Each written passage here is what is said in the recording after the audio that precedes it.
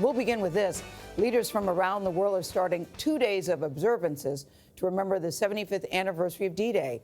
President Trump and Queen Elizabeth are part of this morning's ceremony in Portsmouth, England, one of the main departure points for the World War II invasion of German-occupied France. German Chancellor Angela Merkel is also there, along with representatives from all 14 allied nations that took part in D-Day.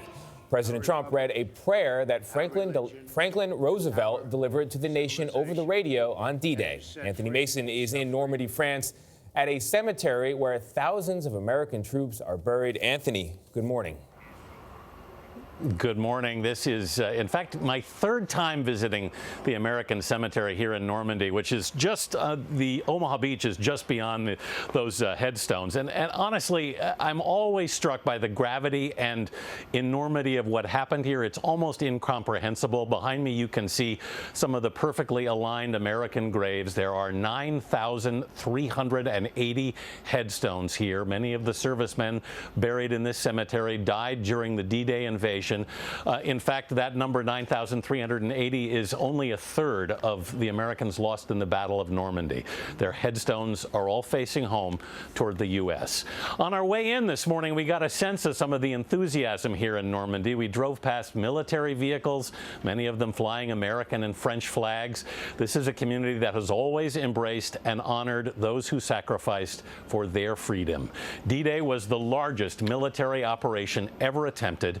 More than 150,000 Allied troops landed on the beaches of Normandy on June 6, 1944. That marked the start of the campaign to liberate Nazi-occupied Europe.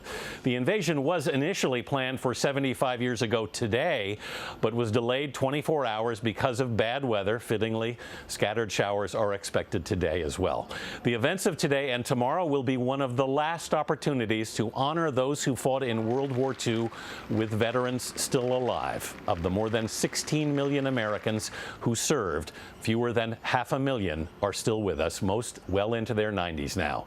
As many as 100 vets are expected to be here for tomorrow morning's ceremony, which is expected to last just over an hour. The President and First Lady will be greeted by France's President Emmanuel Macron and his wife Brigitte.